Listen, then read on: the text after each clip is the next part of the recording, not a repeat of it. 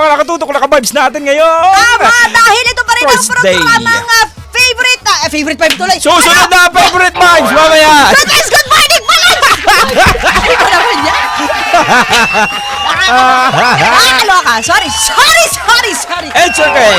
Kasi ganun talaga naman dahil alam ko parang tatawid ka nga doon. Eto na nga mga ka-vibes. Syempre kasama niyo pa rin na si DJ Mama Mia. At syempre ako naman ang iyong DJ na pwedeng kulitin, pwedeng kurutin, wag mo lang haharutin. Joke lang is mine eh. Tuwa-tuwa si Winnie Lagas sa toy. Ay, hindi mo nakabutan. Pinag-uusapan namin kanina si Utoy. Si Utoy na napaka-cute. Si Utoy na walang malay. Si Tama. Utoy na dudugtong dito sa ating Dugtong, pakitong-titong, alimango, sa dagat. Hey! Ano bang ating dugtunga? Utoy, makinig. At syempre sa mga ka-vibes natin na talaga na mga nag-aabang ng ating mga dugtungan mo ka-vibes. Ang ating dugtungan mo ka-vibes ay walang iba kundi... Ready ka na ba? Tagal na ba ng internet ko? Ito, ang taong naglalakad ng mabagal, blank. Ano ba? Ang taong naglalakad ng mabagal ay blank? Ang taong naglalakad ng mabagal, itulak mo.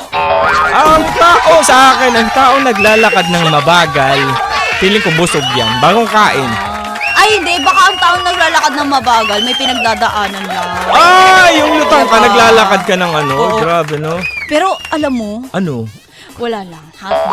Wala na nga pala tayo sa ano. Hindi na alam nga mo pala kung- tayo chikahan online. Oo, ano to? On air na to? On air na nga tayo, pala. mamaya. Ito, ang mga kasagutan natin mga kabibes, ang Sige, taong naglalakad ng mabagal. Ayun, sagutin nyo yan ka-vibes ha. Ay! Ay! Sabi ni Nida, abayan siya. Ang taong naglalakad ng mabagal ay idol niya yung pagong. Ayan, kukwento natin yan sa pagong. Aray ko. Ang taong naglalakad ng mabagal, sabi ni Mona Lisa Petronio, ay malamang inaantok.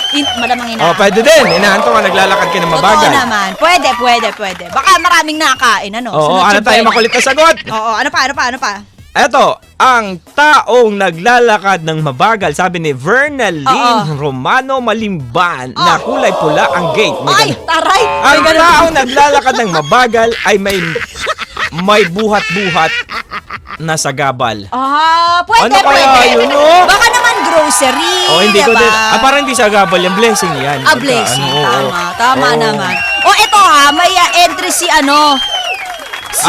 Jisun. Sabi Ay, niya, Jisun! ang taong naglalakad na mabagal may iniisip na utang. Ay, pwede, no? Oo Kung paano naman. niya babayaran. Iniisip ko siguro, ay baka nandun pa yung maniningil sa akin. Bagalang ko muna.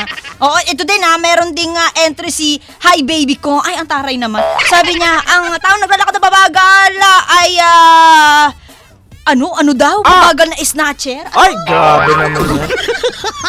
Ay, ito, si Victoria's Basco. Ano sabi? Ang taong naglalakad na mabagal, may kausap yan na imaginary friend. Ay, yan lang talaga. Baka meron kasi siyang ka-holding hand, si Casper. Ayun lang, ang mahirap doon. Tinatanong niya, no? Tapos siya din sumasagot.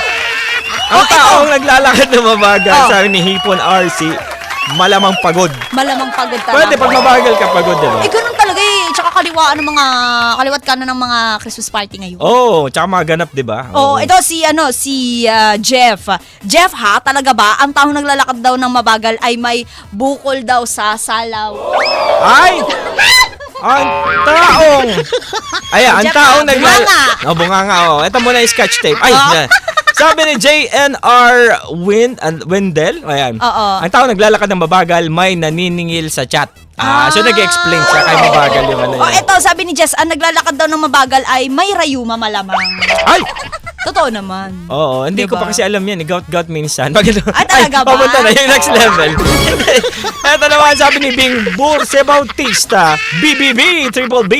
Ang taong naglalakad ng mabagal ay hindi yan nagmamadali. Syempre naman, syempre. kaya mabagal eh. Hoy, pero alam niyo mga ka-vibes, kung dito kayo sa may bandang EDSA, mabilis maglakad ang mga tao dyan. Oo. At saka dyan sa may bandang Maynila, naku, wag kayo babagal-bagal. Huwag ka babagal-bagal yan. Makitulak ka isang strategy po yan para makaiwas sa mga manduruko talaga. Totoo yan. Isa Sinasabi. Kasi ibig sabihin, hindi ka pa, palutang-lutang sa kalsada. Alerto. Alerto kayo nang iisipin ng mga, manduruko. Tsaka hindi lang yun yung alerto ka, naglalakad ka ng mabilis na, hindi babagal kasi malilate ka na. Tama.